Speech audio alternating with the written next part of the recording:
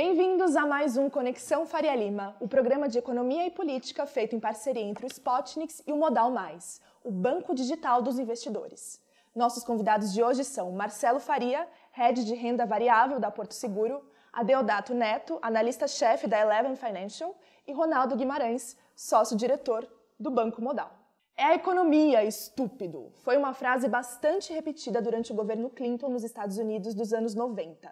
A ideia central é de que a economia comanda os ritmos da política.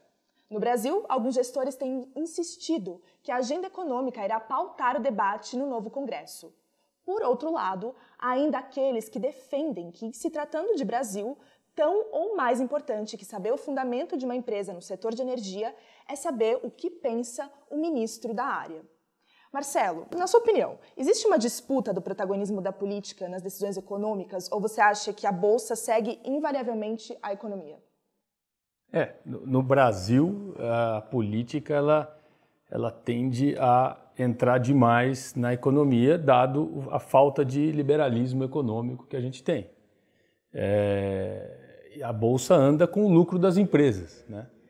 Então, se o ministro da área determina, baixa leis ou regulações que alterem a trajetória desse lucro, é natural que essa política acabe influenciando mais até do que devia. É óbvio que a gente está iniciando um ciclo político que promete ser um ciclo mais liberal, né? E, dito isso, o lucro das empresas que já vem numa crescente nesses últimos anos, com menos interferência política, talvez tenha ainda um bom espaço para andar por conta própria e aí sim seguir a economia, que eu acho que é um mercado menos disfuncional e mais, vamos dizer assim, mais o livro-texto, né, de uma economia normal.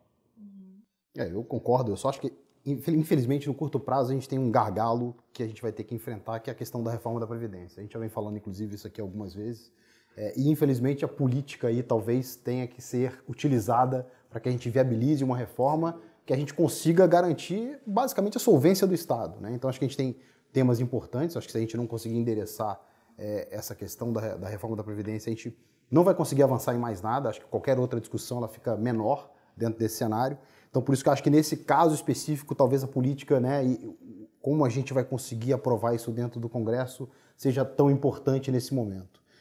Acho que em termos de economia, como o Marcelo bem falou, segue o seu ritmo, né? Eu acho que até no curto prazo, poucas vezes a gente teve assim tanta gente em que o diagnóstico de todo mundo dos principais problemas da economia brasileira estão muito bem alinhados, né? Hoje, no passado, na época da inflação, você tinha talvez vários setores com vários tipos de diagnósticos diferentes. Hoje a gente sabe muito bem quais são os gargalos que o Brasil precisa enfrentar.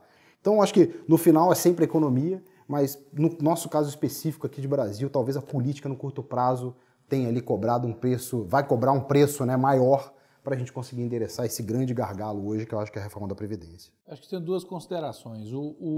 A história do economia é estúpido, a frase foi do James Carville, quando se tinha uma discussão sobre o medo, que era o discurso dos republicanos, contra um discurso de continuidade dos democratas, e a economia ia muito bem. Isso impacta diretamente o bem-estar e o dia a dia das pessoas. Então, quando o James Carville disse essa frase, foi exatamente remetendo a dizer assim, não adianta você vir com um discurso de ruptura, porque a vida das pessoas está boa e elas sentem isso. Então, a economia pautou a política, aquela eleição, Clinton ganhou a eleição e a frase, evidentemente, virou um bordão. Quando a gente transporta para a realidade brasileira, o que eu vejo é o seguinte, pela segunda vez, talvez, nas últimas décadas, a gente tem um inimigo comum de todo mundo. O Plano Real, em 1994, ele conseguiu ser aprovado, pouca gente olha para isso, mas o Plano Real era binário. Se ele desse errado, o tamanho do estrago ia ser exponencial. Mas, enfim, tudo foi feito, deu certo, e a gente veio para cá. Por quê? Porque o inimigo comum era a inflação. A inflação corroía a indústria, a inflação corroía o poder de compra, a inflação tinha um impacto gigantesco no endividamento público, no serviço dessa dívida e na solvência. Aquele foi o inimigo comum. De lá para cá, a gente nunca mais teve um inimigo comum. O que me parece é que o estrago fiscal do descalabro das contas públicas nos últimos anos proporcionou, se é que a gente pode tirar uma coisa boa disso, é criar um novo inimigo comum. O novo inimigo comum é a falência do Estado brasileiro. E a falência do Estado só pode ser endereçada pela reversão da tendência do endividamento.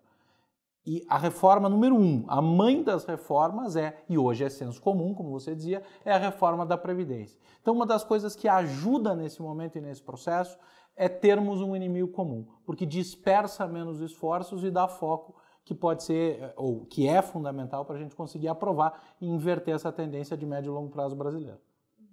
Eu gostaria até de fazer uma réplica aqui. É claro que a reforma da Previdência tem esse poder de ser uma coisa binária, né? E, portanto, nesse sentido, a política ela vai dominar esse pedaço.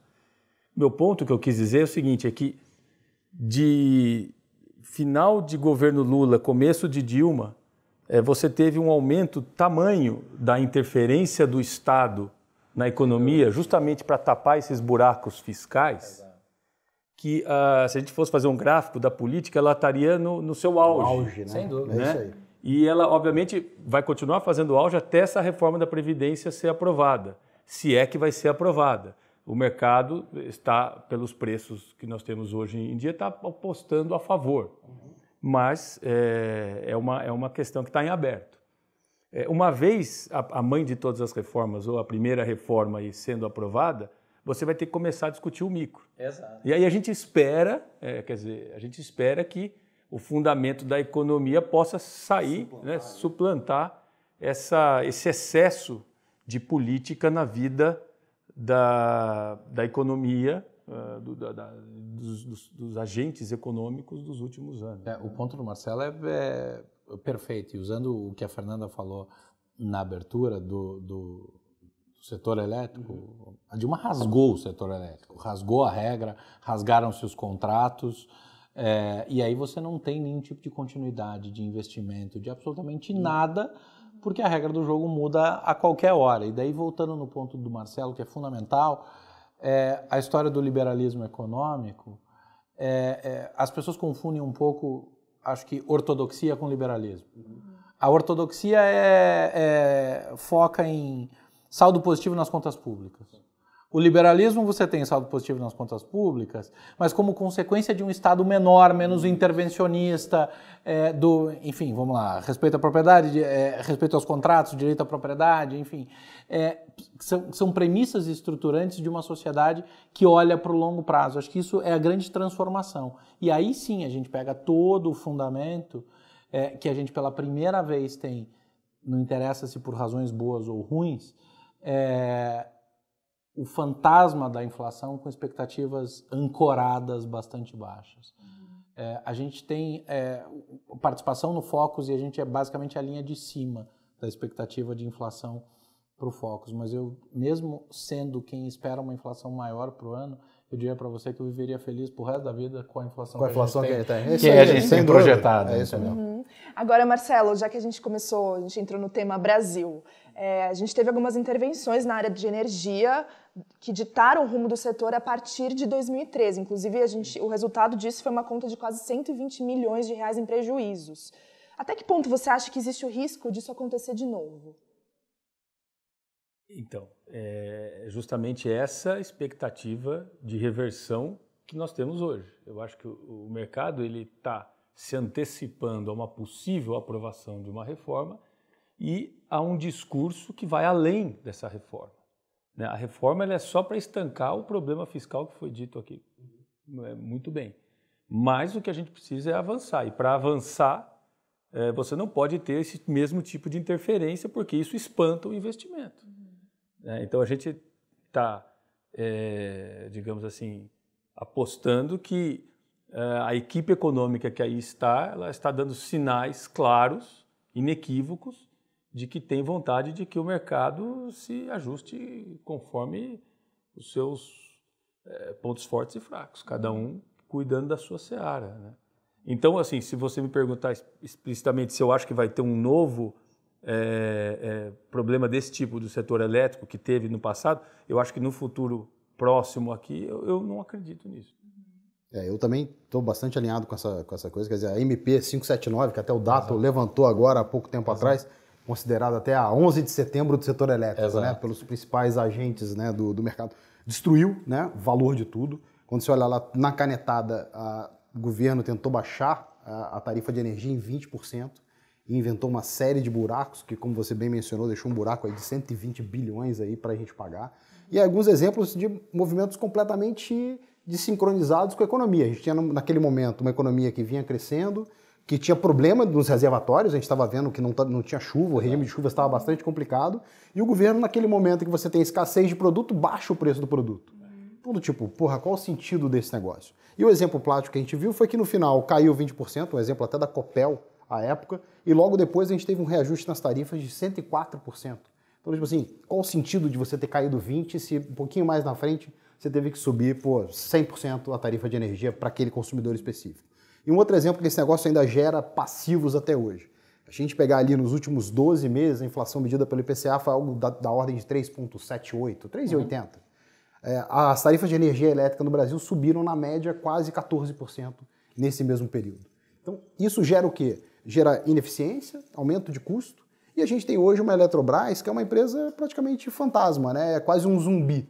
Não tem capacidade de investimento, não tem regras claras. Então, eu acho que o que aconteceu com o setor elétrico no passado, né, não muito distante, talvez seja o melhor exemplo de que como uma intervenção mal feita do Estado na economia gera assim, dívidas e passivos por muito tempo e que, na verdade, no final das contas, é a gente que paga essa incompetência. Então, acho que hoje a política, né, o time econômico que tem hoje o governo, eu acho que está muito alinhado com uma agenda liberal e que, em nenhum momento vai passar sequer perto de uma coisa parecida com o que a gente teve no setor elétrico aí, anos lá de 2012, 2013. Não, e a cadeia inteira, né? Você matou o setor sucroalcooleiro, a maior quantidade de recuperações judiciais, pedidos de recuperação judicial dentro de um único setor da história. Então, assim, não é só a companhia de luz, né? Não é só a política de preço da Petrobras. Exato, que é outro ponto importante. Talvez seja até mais importante que a corrupção dentro dela, que foi tema da investigação da Lava Jato. Mas é que cada vez que a gente fala isso, as pessoas tendem a achar que a gente não se importa com a corrupção, né? Não é. E uma coisa não tem nada a ver com a outra, né? São dois problemas. Exato, Marcelo Quer dizer, existe o problema do intervencionismo e existe o problema da corrupção. Exato. Pode até ter uma origem em comum, não sei, mas aí fica para os sociólogos. Mas o fato é que são dois problemas. A gente está analisando a dimensão econômica. Né? A dimensão econômica. E só para complementar, assim, é óbvio que o Ronaldo disse bem, uma intervenção mal feita, né? Porque, obviamente, o Brasil está longe de uma experiência totalmente liberal e nós não vamos ter isso tão cedo. Mas a gente espera que as agências reguladoras, os ministérios tenham vamos dizer, o bom senso de fazer esse desmame, digamos assim, de uma maneira parcimoniosa e tudo mais. Então, não é que a gente vai sair da água para o vinho da noite para o dia, né? Acho que ainda vai ter intervencionismo, vai ter alguma coisa, mas de uma maneira como a gente já, vamos dizer assim, a gente vai até torcer a favor de que o órgão regulador tenha, sim, um olhar para certos mercados, para certos oligopólios, para certos problemas que eventualmente vai precisar, sim, do Estado. Uhum. Agora, Dato, vamos falar de bolsa. A gente teve um mês de janeiro com altas espetaculares, o que leva muita gente, inclusive, a se perguntar qual que é o papel da bolsa na economia cotidiana. Como você explicaria essa questão para quem é leigo? Vamos lá. A bolsa, 2 janeiros seguidos, teve performance absolutamente extraordinária. E quando a gente olha para o índice Bovespa, muito similar, 11% em cada ano. Por 2 razões diferentes em anos diferentes, a Bolsa precifica a expectativa, a Bolsa precifica o futuro. O Marcelo falou muito bem, a Bolsa é o reflexo do lucro das empresas que estão ali dentro. Mas não é o lucro passado, é o lucro futuro. Então, quando a gente tem uma transformação da expectativa, 2018 foi um ano bastante complexo. A gente começou com houve o julgamento do Lula, aquela história, Lula candidato ou não candidato, houve uma pressão, que tipo de agenda a gente veria no debate eleitoral, veio greve dos caminhoneiros, veio a própria eleição, em seguida veio o shutdown americano, que pressiona muito, porque o capital internacional faz muita diferença na nossa bolsa. E aí tem até um estudo que a gente fez e publicou um artigo em dezembro falando que isso poderia acontecer, que é chamado January Effect, que historicamente janeiro é forte para a bolsa. Mas o que a bolsa, o que o investidor tem que tomar cuidado é que é não ser contraintuitivo, é comprar bolsa na alta e vender bolsa na baixa. Porque assim, quando a bolsa cai, o investidor se assusta e quer fugir da bolsa, mas se ele está posicionado, ele vendeu na baixa. Quando a bolsa sobe, ele se anima porque todo mundo fala, ele corre e compra na alta. Então, a tendência natural é ser contraintuitivo. A bolsa, aliás, isso não chama renda variável à toa. Existe uma diferença fundamental e estrutural entre volatilidade e risco, são questões completamente diferentes, a bolsa vai oscilar. Quando a gente vê o que viu em janeiro, é uma reprecificação das expectativas. A gente tinha uma possibilidade de um rompimento com a agenda de estabilidade fiscal, de cuidado com conta pública, de respeito aos próprios contratos e às regras que são fundamentais para captar investimentos. Esse risco foi, na leitura do mercado, eliminado com a eleição. Quando virou o ano, virou com a chegada, a formação dos ministérios, a propagação das prioridades efetivas, com o governo dando mandato, dando carta, dando caneta para o grupo que comanda a economia, com nomes muito fortes. Você tem nomes, vou evidentemente usar os principais no sentido de visibilidade. Você tem o Paulo Guedes, o Castelo Branco, o Roberto Campos Neto, o Joaquim Levy, mas daí você tem a turma de baixo, lá no BC, o Thiago Berrel continua lá, enfim, é muita gente boa trabalhando em prol de um modelo de longo prazo. A Bolsa precifica isso. A Bolsa olha e diz assim, está tudo no lugar para que esse ciclo de recuperação dos lucros, que vem crescendo após uma depressão surreal econômica que a gente viveu, continue. E aí a gente vai capturar estes ganhos futuros tentando trazê-los a valor presente. Esse é o jogo da Bolsa. Ronaldo, por que, na sua opinião, o brasileiro tem tanto medo de sair da poupança e investir? Pois é, eu acho que a poupança acabou que... Talvez a gente tenha que avaliar a perspectiva histórica desse negócio, né? O Brasil, num passado não muito distante, era um país de planos diários, até às vezes semanais, em que você tinha todo dia uma novidade, confisco de dinheiro, reposição de inflação que não acontecia, e sempre foi vendido, acho que historicamente, a poupança como um lugar seguro. Né? Então acho que assim, todo mundo tem muito essa mentalidade incutida. Eu acho que esse negócio está mudando ao longo do tempo, cada vez mais as pessoas estão começando a ficar mais preocupadas assim, com o seu dinheiro e como melhorar a rentabilidade do seu dinheiro.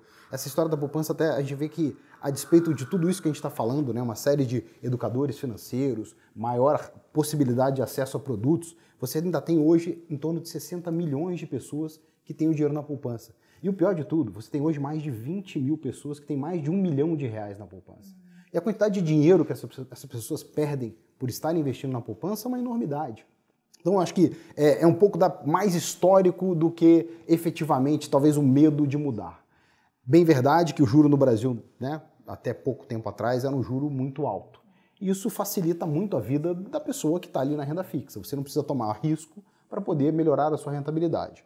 Eu acho que com a atual conjuntura brasileira, talvez o juro mais baixo veio para ficar. E acho que, na medida em que a gente aprove as reformas, por mais tempo esse juro baixo tende a continuar. Se isso for verdade, eu acho que não vai ter muito jeito. As pessoas vão ter que efetivamente botar o seu dinheiro para trabalhar, tomar mais risco. Eu acho que o caminho natural são exatamente operações na bolsa, operação em fundos multimercado. A gente viu isso aqui, inclusive, na nossa Modal Mais, muito claro na sequência da eleição.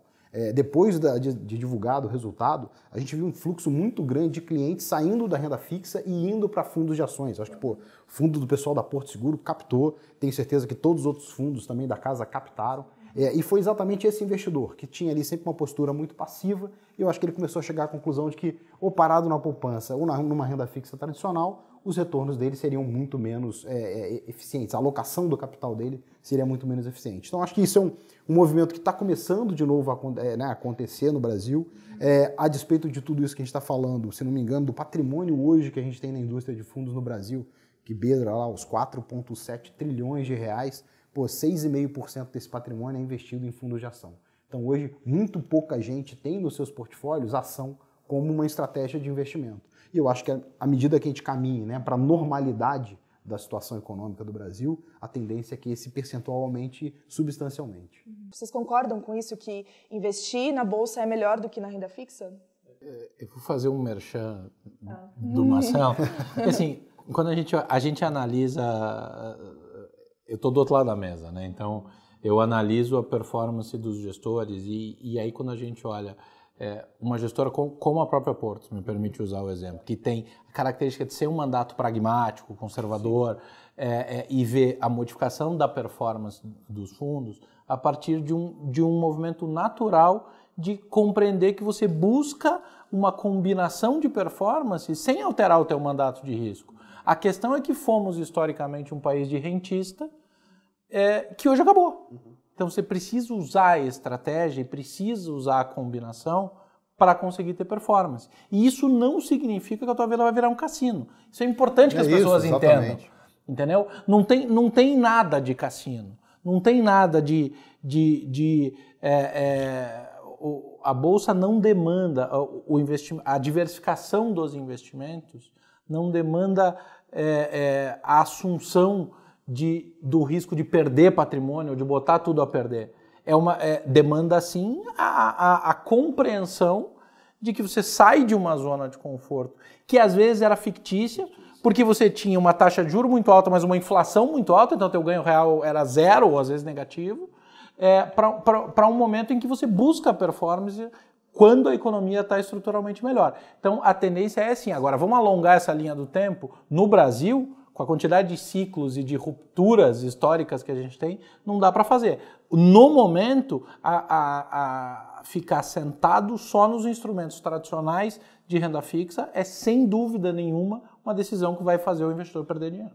Praticamente já foi dito tudo aqui, mas reforçar esse ponto da história, né? A gente teve a ilusão, ou em alguns momentos não ilusão, em alguns momentos o CDI realmente foi um país nos transformou num país de rentistas, né? Normalmente esse dinheiro que a gente estava aplicado para receber essa renda alta não era para fazer investimento, porque se tivesse a gente estaria num outro patamar de produtividade e nós não estamos. Quer dizer, esse dinheiro foi usado para pagar funcionalismo tanto da ativa quanto da inativa. Então havia um pacto social que eu prometo que eu não te dou calote e aqui eu garanto a aposentadoria, ainda que algumas sejam injustas e que estejam se tornando um problema, né? E isso acabou. Por bem ou por mal vai acabar. Quer dizer, a gente acha que vai ser por bem, a gente torce para ser por bem e acredita, analisando os fatos, de que a sociedade está madura para enfrentar essa discussão. E uma vez que isso é posto na mesa, você tem que diversificar. E diversificando não dá para ter só 6,5 em bolsa. Nós temos empresas excelentes no Brasil que inclusive passaram pela maior recessão da sua história nos últimos 2 anos passados aqui. Buscaram eficiência. Buscaram eficiência, tudo, e ainda não veio crescimento de receita. Não veio consumo ainda, não tem investimento e já estão em patamar de lucro crescente. Então, assim, por que o investidor, ainda que leigo, vai abrir mão de entregar na mão de gestores de recursos dentro das suas empresas investidas e que sabem gerar, vamos dizer, uma taxa de retorno de investimento maior do que os juros, que dessa vez, vamos dizer, se tiver contido pelo estancamento do crescimento da dívida, você vai ter um espaço aqui. Então, nesse sentido, diversificar para aumentar a parcela em bolsa parece ser um caminho natural. E, Ronaldo, que dica que você daria para alguém que quer começar a investir, além, claro, de abrir uma conta no Modal Mais? Pois eu acho que a conta no Modal Mais faz muito sentido, porque eu acho que, além de tudo isso que a gente está falando, temos lá produtos da Porto Seguro, nossos gestores. Hoje, para você ter uma ideia, a plataforma é uma plataforma extremamente diversificada. A gente conta hoje com 225 fundos de 102 gestores, né, que operam aqui tanto no Brasil como no exterior. Fora isso, né, para quem ainda quer ficar no mundo da renda fixa, temos também produtos, aproximadamente 38 emissoras de produtos de renda fixa, e todo acesso ao mercado de ações, que eu acho que é uma coisa que tem cada vez mais aumentado a exposição e pelo menos o interesse das pessoas. A gente tem visto aqui toda a nossa parte educacional também dentro do nosso Modal Mais, crescido muito a procura das pessoas querendo se interessar mais. Gestor, performance. Então, acho que a melhor forma, talvez, de você iniciar o seu processo de investimento na bolsa é exatamente escolhendo bons gestores para começar a tomar conta do seu dinheiro e aí, na sequência, você, em determinado momento, pode até tomar decisões individuais de investimento. Mas, no primeiro momento, sente ali a temperatura de como é que está a água e aí depois você mergulha de cabeça, porque eu acho que aqui a gente tem, né, o que tem de melhor em termos de gestão no Brasil para tomar conta do seu dinheiro. E Dato, qual que é a melhor maneira de alguém que... O Marcelo falou de toda essa questão da previdência que a gente está vivendo agora e tal, da possível reforma. Qual que você acha que seria a melhor maneira de alguém começar a preparar a aposentadoria, uma pessoa que já percebeu que a previdência vai entrar em colapso? É uma conta escandalosamente simples. Você gasta menos dinheiro do que você ganha e você cria a disciplina de poupar. É escandalosamente simples. As pessoas não podem ter a percepção de que investidor ou de que o mercado financeiro é coisa para milionário, é coisa para gente rica. Um país que se forma, que cresce e evolui como sociedade, tem poupança. A poupança, e aí não é a caderneta de poupança, tem economia nas famílias. Então, é um escândalo simples. Você gasta menos do que você ganha. Você acomoda as suas aspirações, as suas conquistas patrimoniais na sua renda. E aí você poupa e aí você vai conhecer, quem começar a economizar dinheiro, vai conhecer uma das maravilhas do mundo, que é o juro composto. Quando ele joga a seu favor, que é o juro incidindo sobre o rendimento do seu dinheiro inicial. E aí, pronto. Simples assim. Para quem quer começar, é um escândalo de simples. Gasta menos do que você ganha e tenha disciplina. Vá investir, espera, vê a grama crescer. É chato? Mas na hora que você vê ela bem verdinha, você vai ver que valeu a pena. E eu acho que tem uma coisa interessante também, a gente, talvez no Brasil, mudar um pouco a mentalidade de que a gente precisa depender do Estado. Né? As pessoas têm muito aquela coisa, mas quando eu me aposentar o Estado vai me pagar, eu estou fazendo... Cara, a gente tem que tirar isso da cabeça. O Estado do Brasil está falido, não acho que esse negócio é uma coisa que tenha solução, pelo menos a curto e médio prazo. Então a gente tem que começar a pensar na gente, pela gente mesmo. E é um pouco dessa história do Dato. E sabe uma coisa que eu falo? Eu digo o seguinte, que nós todos como sociedade, temos historicamente uma dose de hipocrisia cavalar. Que é o seguinte, todo mundo adora botar a culpa no governo, na política, no Estado, tudo é podre, nada funciona. E aí quando você tem um problema, você exige que esse mesmo cara resolva o teu problema, entendeu? É isso aí. Não dá para comer o bolo e olhar pro bolo, né? Então, assim, um Estado menor dá mais condição da economia seguir e crescer. Por outro lado, a gente tem que fazer a nossa parte e assumir a responsabilidade. Enfim, aí a gente não tem nem tempo, porque eu ficaria horas falando, eu vou discutir todas as questões. Por exemplo, outro dia eu falei na minha conta do Twitter, foi engraçado, eu disse assim, será que eu sou o único cara que gostaria de ver uma comissão de deveres humanos? Não? Né? Porque assim, historicamente a gente, né, todo mundo quer os seus direitos, e qual é a tua parcela de responsabilidade? Então eu acho que a gente vai ter que cumprir a nossa parcela, eu acho que a gente está passando um processo de mudança cultural e para quem vai dar o primeiro passo, começa dentro de casa. Começa dentro de casa, faz sobrar. Quanto sobrou? Sobrou R$100. Tá bom, começa com 100. Sobrou 1.000, começa com 1.000. E deixa o juro incidir sobre o seu dinheiro a seu favor. Porque o brasileiro está acostumado a ver o juro incidir sobre o juro na dívida. E aí vive estrangulado e aí é um pepino. Quando isso incide no teu rendimento, não é uma maravilha, mas? Sim, claro. E é o que eu falei, você dá o seu dinheiro para gestores, e quando eu falo de gestores, não estou falando só gestores de renda variável, como é o meu caso. Eu também terceirizo a minha gestão do dinheiro, porque eu dou para gestores de empresas. Né? E esses gestores têm que ter um histórico de taxa de retorno sobre o capital investido acima do custo do capital que ele tem. Então, se a gente estiver fazendo a nossa diligência do nosso trabalho aí corretamente, a gente vai tentar minimizar esse erro escolhendo bons gestores de empresas, boas culturas empresariais, bons negócios para se investir no longo prazo. E aí entra esse fator do juro composto. Vocês acham que falta essa educação financeira no brasileiro? Eu não tenho nenhuma dúvida que falta. E aí, especificamente falando para quem não vive de produtos financeiros, que é o meu caso, que a gente trabalha ao lado de investidores institucionais, investidores individuais, analisando, fazendo gestão de risco e determinação de estratégias de investimento, é impressionante. A gente trabalha muito o educacional. A minha vida, a minha obsessão é a transformação pelo lado educacional, a formação de cultura. Eu acho que olhando para o mundo, duas coisas mudaram países de patamar: infraestrutura e educação. A gente tentou pela infraestrutura, deu errado.